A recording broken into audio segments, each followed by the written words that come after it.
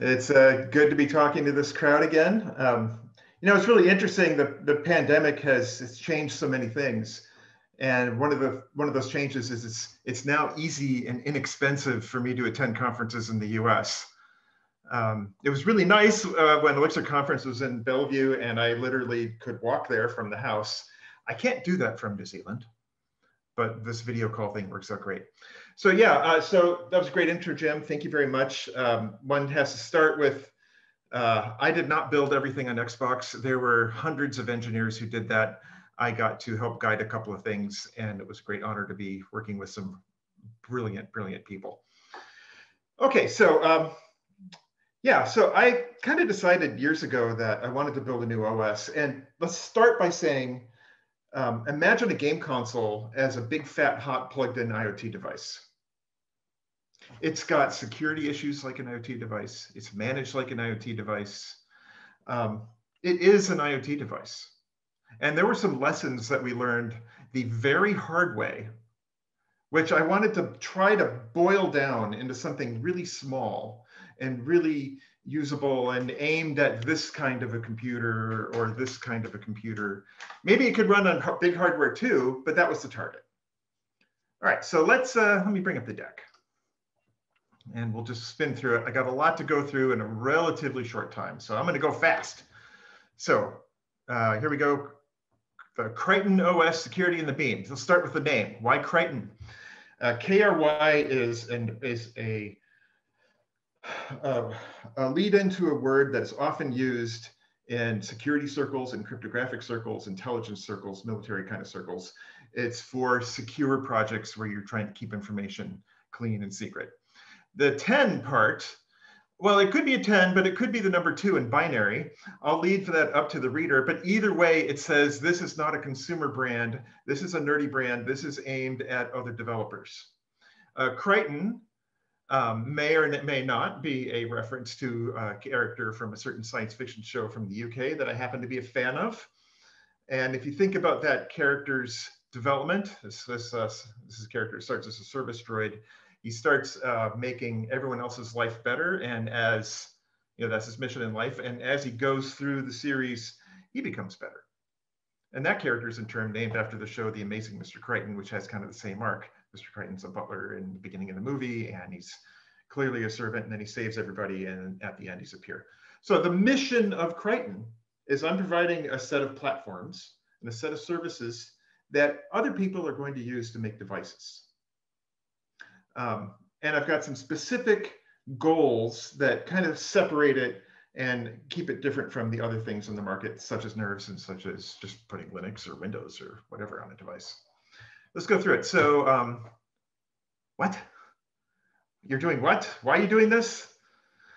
All right, so what you're looking at is a picture from a US Air Force project from a number of years ago, and it was called HACMs, and you can look this up.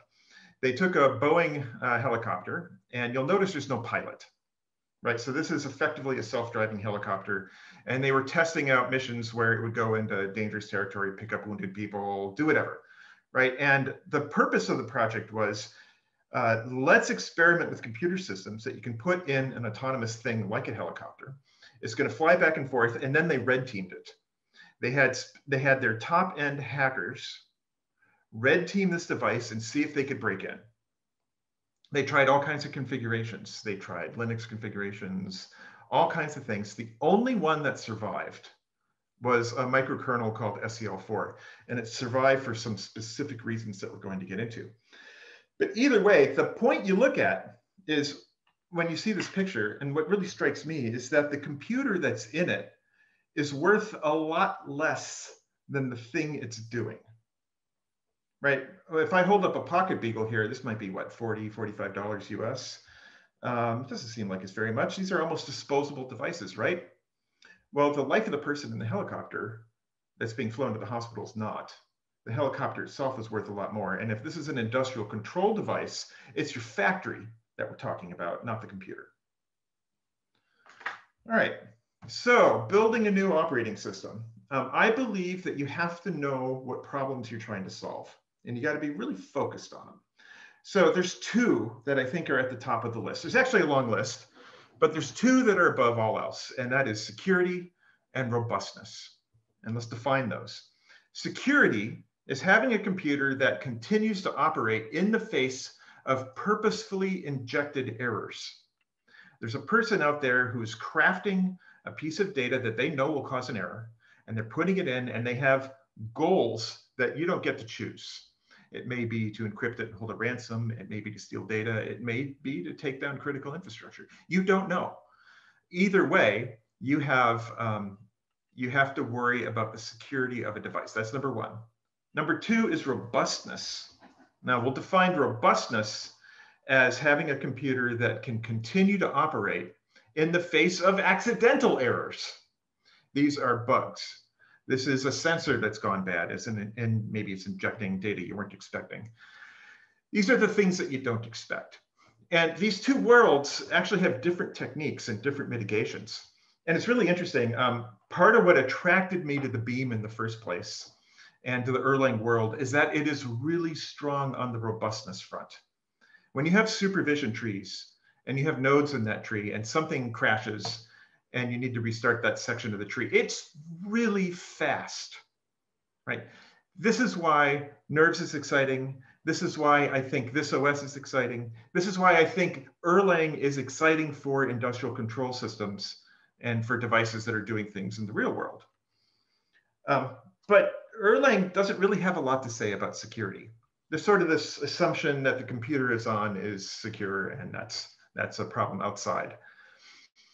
The security world is interesting. I talk to people who, I don't know what they do.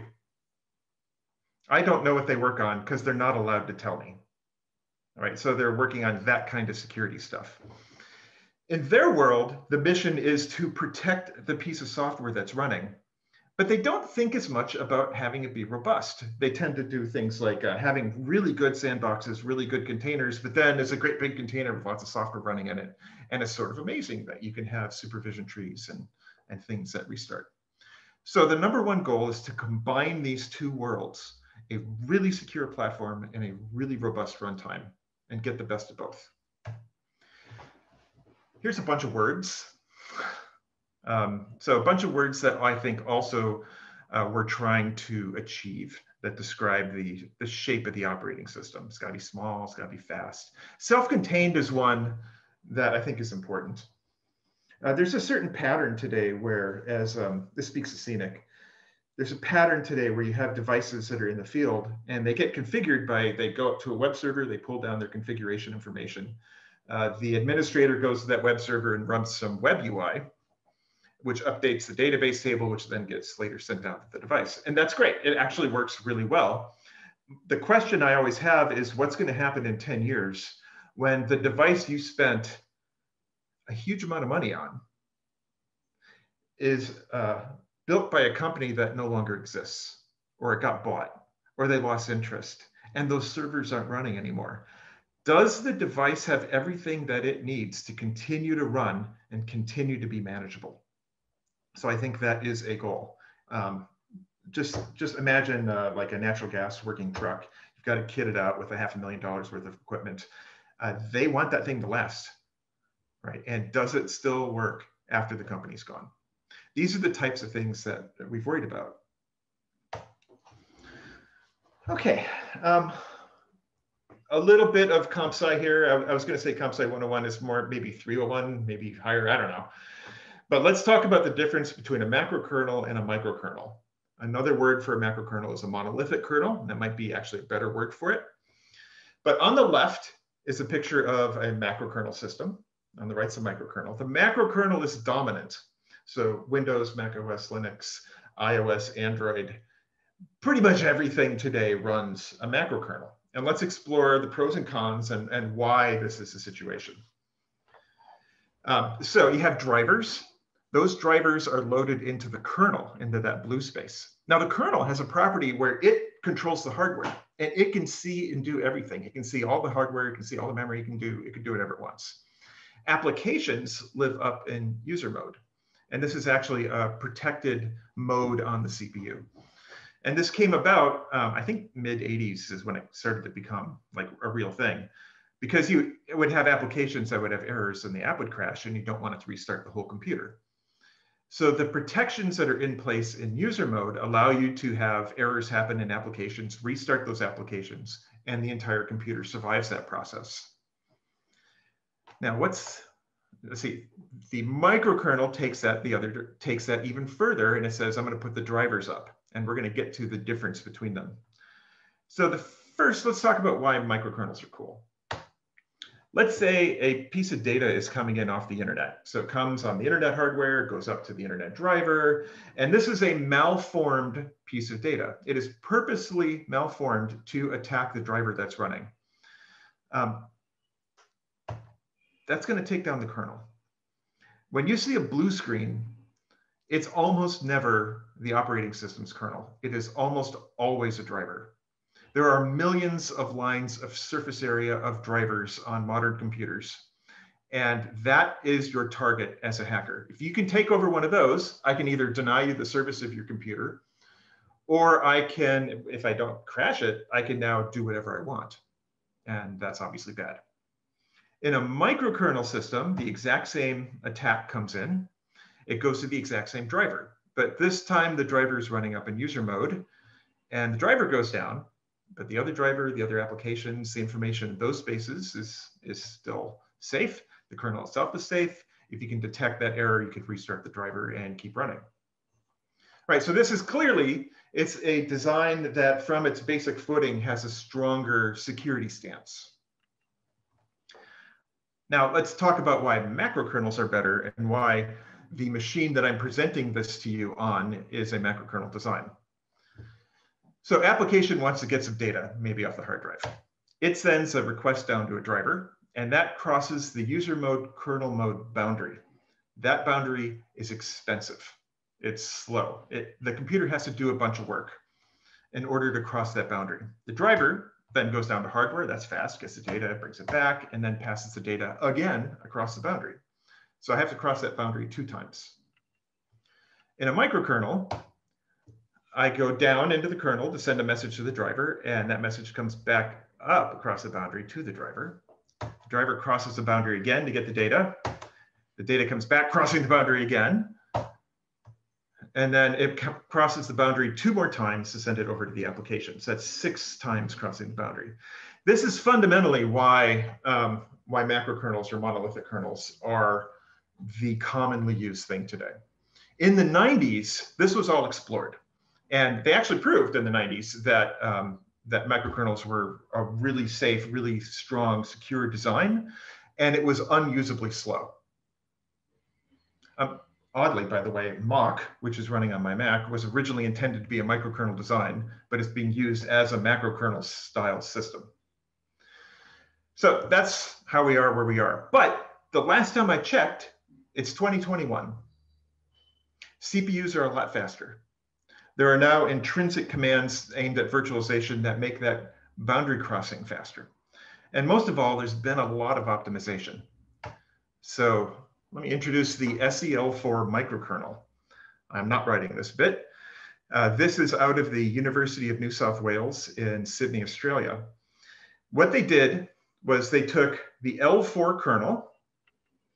L4 is a family, L is a family of kernels dating back to 92. It was one of the early microkernel designs. It is actually, L4 kernels are the most shipped kernel in the world that nobody's ever heard of. It's commonly shipped in radios. It's in many, many radios that are in your iPhones and your Androids. This thing runs everywhere and nobody knows about it. So SeL4 in particular is secure L4. What they did at the university was they took L4 and they boiled it down to the absolute bare minimum. Think like 10,000 lines of code bare minimum. It is just the bare essentials of what you need to run a computer. Effectively, it's a scheduler and it's a policy engine. And those policies are called capabilities. These policies define what you're allowed to do. So let's say you have an app and you want to send a message to another app. You have to have a policy allowing it. You want to use a page of memory. You have to have a policy allowing it. I should say capabilities. You have to have a capability allowing you the use of that page. And then the rule is you can share capabilities, but you can never go up in writes. You can only ever do the same or lower. So I could give you the right to see a page of memory, but read only, and you are unable to change it. Now you'll notice in bold, the motto of the SeL4 team is that security is no excuse for bad performance. They have optimized the heck out of this thing. And those boundary layer crossings are effectively not an issue anymore. But maybe the most interesting thing they did is that they took this 10,000 line kernel and they wrote a formal mathematical proof of its correctness using a tool called Isabelle, which I'm not even going to show because I don't get it. My mathematical skills are not that good, right? But you can build mathematical proofs in Isabelle. Isabelle is a proofing engine that will tell you if your proof is consistent. You can apply data to the proof. It will tell you if your data conforms. At some point, code is just data. So you can model code in a mathematical proof and show that this policy engine doesn't have the sets of errors that you've modeled. There are no buffer overruns. There are none of the things that we worry about. So formally proven is like the ultimate kind of testing for code. It's really, really hard to do. It's really expensive to do. So you want to do it on the minimum amount, and they did it. So SeL4 is currently used in really high assurance applications, most of which we don't know what they are because they're classified. All right, but we can tell that the major monetary sponsors of the project are DARPA, US Air Force Advanced Research Lab, German military, Australian military, that kind of stuff. It's open source, you can go look at it. I will say though, it's hard to use. Now, when you boil it down to the bare minimum, all the stuff that you're used to making life easy, like, oh, thread management, it's all gone. You get primitives and you get to go from there. All right, that's their website. So I think another thing you have to worry about when you're building an OS is what are the application environments? I think there's two. And these are the first class citizens on the system. There's one for C, and we want to support Rust as well. And this is for drivers. And the second is the beam. What does it mean to have the beam as the primary way you're supposed to build an application? The beam provides that robustness. C provides speed when you need it, but you shouldn't use it when you don't. Okay, let's talk core architecture. The OS itself is not the microkernel. Microkernel is that super thin layer. To build an OS on top of it, you have to create a series of services that exist as individual applications, and they all talk to each other. This is effectively what I've been doing for me and another program I've been doing for the last couple of years, is building applications that together create an operating system. You bundle those together, and it becomes the core services in that blob there. That blob is actually a pile of applications that all sit as peers. Now, one of those knows how to load other applications, such as applications running the beam. That beam is now right on top of the microkernel, and it's got a lot of control over what resources it has. There's really no competition for other things that you're not expecting. And it can load beam files and run them. And then it can have native drivers as well. Let's see, so the one on the left with the arrows up and down, that would be Beam running Scenic, but really I don't care what Beam files are running in Beam. But there's optimizations that we can do now because we understand the Beam. There are things there are games we can play with page tables, read-only pages, that kind of thing, to make loading faster and more robust. So logically, think of the core services as a layer sitting below, you write applications on top, and off you go. Now, running the beam on this kind of OS turns out to be really hard. So the goal, after thinking hard, looking at, there's a bunch of projects where people are rewriting the beam. I was talking to Piers Drissinger, and he was strongly recommending that you don't do that. Try to run the beam as provided, unmodified. So that became our goal. To run OTP unmodified on this kind of OS means you have to figure out what it depends on and then build those systems below it to the point where it starts to run. That's really hard. It's really hard. Now, I've got the great pleasure of being able to work with an engineer named Kent McLeod, and he's from the SeL4 team. And if there's anyone who's in the SeL4 world, you certainly know of him. He helped He helped write the kernel itself and maintain it. And he's done just a bang up job figuring out exactly which syscalls OTP makes, understanding those patterns. And then we've built up a layer of just enough of the Unix API set so that we have been able to get the Beam to run completely unpatched. All right, let's see that working. So let me move over here. Share screen again. Okay. What you're looking at is a Linux instance running in a Parallels VM running on my 2012 MacBook Pro. I say all that in order to let you know that this is not exactly the fastest machine in the world. And this is also the same machine I'm running this presentation on. So 2012 MacBook Pro, running a parallel VM, running Linux, and I'm about to start a Qemu emulator in the Linux VM, which is then going to boot the Kry10 operating system, start the Beam, and try to do something. Okay, Qemu is started. The OS is booting. The Beam is now running. It's initializing the IP addresses. There's a couple features like writable file systems that aren't done. Cowboy is now booting. And we're up. Phoenix is up and running. Cowboy's going. It's done. That was a full boot cycle. That was a cold boot. And I like watching it, so let's do it again.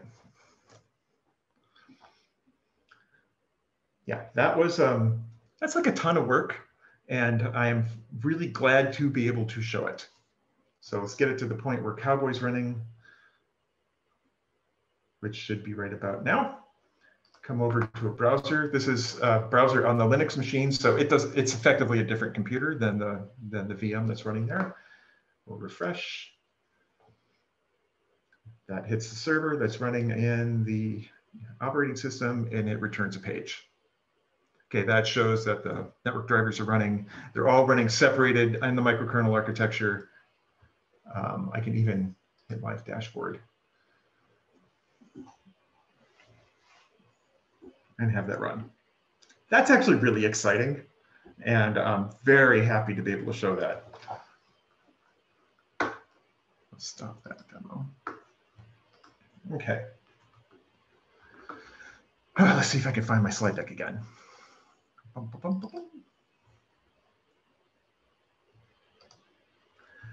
All right, so it's great to have a device. It also needs a service to help maintain it. So we're also building a set of services. That is in progress. It's not as far along as the OS is right now, but effectively think the Kry10 OS device is sitting there running the services, it's running a bunch of apps. You need a place where you can get updates.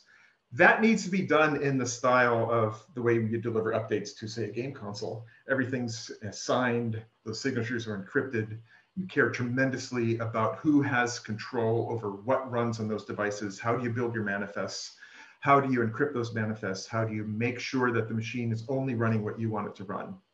And then you have auditing, proxy, fleet management, a whole bunch of services you build on top of that. All right, a couple of minutes on a Scenic update. As part of building the OS, the intention for Scenic from the very beginning was to run on a microkernel architecture. Now, it took me a while to wrap my head around what that meant, and even what it meant to have UI running on an IoT device. Because remember, something like a Pocket Beagle or a Beagle Green or whatever, they don't necessarily have a screen on them. They might have a screen, and it might be able to do touchscreen stuff on it, but it might also be on a pole up in the air, or it might be in a factory, or it might be deep in the bowels of a tractor. You don't know where it's going to be used. And then on a microkernel architecture, the data you've generated in that scene in the UI isn't being rendered in the same application. It has to be shipped through a communication channel to another application, which does the actual rendering. And once you go there, you realize if you get that communication channel right, there's kind of not that much difference between running it in another app in a microkernel architecture versus running it in another app across the internet. So I've been up to my eyeballs in Scenic code for the last couple months, This is a major update that I'm working on. I've kind of ripped up a bunch of the bowels. The surface area, the way you build your scenes and your graphs, is staying roughly the same, but the driver interface is completely different. Now, the goal of this one is, there's a bunch of work going on. Overhaul the driver interface, standardize the way you do render scripts, simplify a whole lot of stuff. If you've tried to use Scenic and you've tried to use custom fonts, I'm in the middle of overhauling the font pipeline, which if you know why I say that, then you'll be like, good. I can show some of that in a second.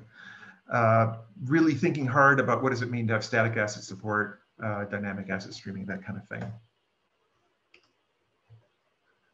And part of the goal is to have Scenic running in the sky.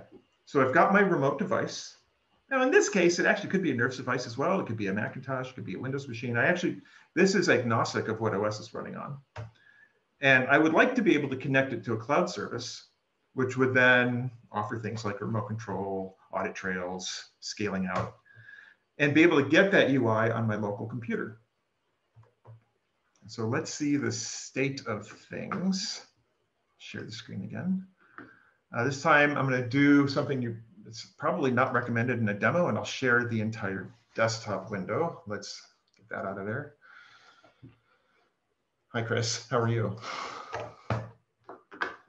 Okay, so what we have is we are looking at some code, which is a Scenic scene. This is the window where I'm going to launch that device. This is a cloud service, which is built in Phoenix and heavily uses live view. And over here is a web page that is currently pointing at that same Phoenix server. So let me start the device. And it boots up, it connects.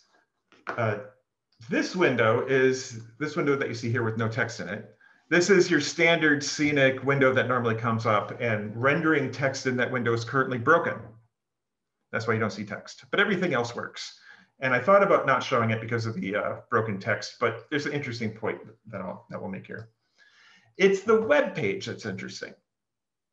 The first thing you'll notice is that when the device came on, it showed up in this list. That's a live view page, and it's using presence and channels and all the right stuff in order to track what devices are running right now.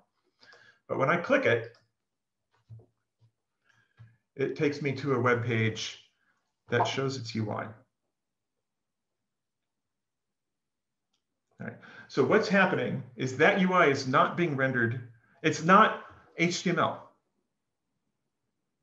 It is actual Scenic UI that's running over here, which then boils that graph down into a set of render targets, into a set of render scripts that are passed through the cloud server here and passed down to the web page, which then as a canvas parses out those scripts and renders it locally. Why would you do that? Why not just HTML? Well, there's a pile of reasons. One, I don't know that it's going to be running in an HTML page. I also want it to run in a locally natively rendered page. I want it to run on my kernel device. I want it to run on a Nerves device. HTML is not always there. Two, the UI needs to run over here. This is the part of the device needs to know where its brain is. So as I come over here, I click in it, I can use it. This is fully usable. You notice it's being mirrored in the little GLFW window down here. I can hit the buttons. I can crash it. That crashed the device on the end, which recovered, connected to the service. Everything still runs. Do that again. Boom. And then, of course, it's doing all the normal Scenic stuff, like using transforms to position things and scale them and still have all the UI be usable. Okay. Get to the end here.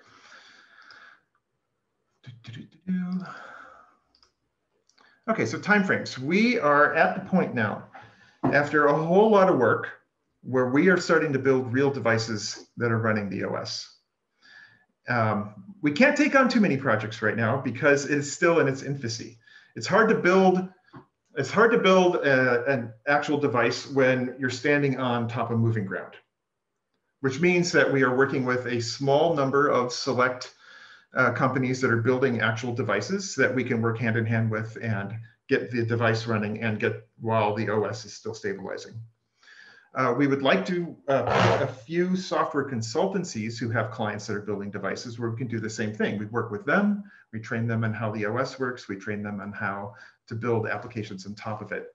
Because part of our long-term goal is we don't scale to build all the devices ourselves. We're going to have to work with others. Totally get it. But this is not really aimed at the hobbyist level of project. There's a lot going on underneath. There's a lot going on in the OS, and it will require people who have a little bit of training and have some understanding on how to do things. So at least for the next bunch of months, it's going to be restricted to a couple of close partners. And if you happen to be at a consultancy that feels like it, reach out. And then we'll have a wider general availability after that. I'll have the Scenic up and published as soon as it's ready, which is actually coming along pretty well. And that'll come out as v.11, which is the first one that I think is starting to take the shape of what an eventual 1.0 release would look like. And I am going to end here with, I think, 3 minutes to spare. Maybe we get one question in. Wow, that was great. We have two couple questions here. We have a question from Justin Gamble. Justin, if you're able to unmute and turn on your camera, you can ask that question.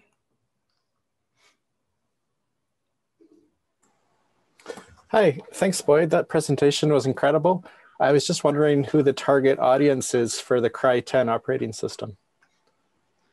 The target audience is companies that are building, I mean, like my primary target audience is, think industrial control devices, things that are running in a factory, things that are running in machines that you really don't want them to fail, things that are attack targets. It can absolutely be used for other things, and eventually it'll get used in consumer products. But my primary first targets are infrastructure, are expensive pieces of equipment, and things where you really care that it continues operating. Right. Absolutely long-term, it'll be in a broader audience, but we're talking like expensive construction equipment, we're talking infrastructure. Excellent. Is Dayan Sharma available? Yes. Yes. So I think, first of all, this is amazing. Mind is completely blown. Boyd, this is wow. I think you have already answered part of the question. Right now, it is not at the level where if somebody like who's wanting to build a more, let's say, healthcare application that are deployed in the hospital settings, and they're not really like microcontroller based, but they're still like going to run on EC2 or some other server. Do you have any plans for Kry10 for that? Yeah, let's talk about healthcare, and we'll talk a little about hardware. I hold up the BeagleBone right now as my target. You know, I didn't talk about hardware plans, and we absolutely have future plans for hardware security that goes down into the hardware. And I think that'll be required for healthcare applications. As far as the next 12 months go, as we figure out what early partners are we actually taking on, I think the one rule I have here is if there's a bug in my code, that nobody dies. So I kind of don't want to take on healthcare for a few months yet until we get some stability and we get some proof. But after that, you bet. I think this is a great target for that market. Okay. But can it be run on EC2 right now with all the virtualization and QEMU and whatnot? Oh, are you asking if I could run the OS in the cloud? Yeah, right. Or like using AMI or something. Yeah, we've certainly thought about it. We've talked about it to a certain degree. Okay, to understand how the cloud services work, you're running in a virtual machine that is already on top of a kernel. Right. Right. Right. So the first target is where we're straight on metal, because at some point, if you're running a proven kernel on top of an unproven kernel, kind of what's the point? Right. Right. Could you use this to build an underlying platform for a future cloud service? That crossed my mind. Right. Okay. Awesome. Well, thank you, everyone. Boy, that was certainly a mind-blowing experience. I'm happy that we were able to experience that premiere demo. Excellent. Hard to get into 30 minutes, and there's a whole lot more there. You did great. Thanks a lot. Okay, thanks. Good to see everyone.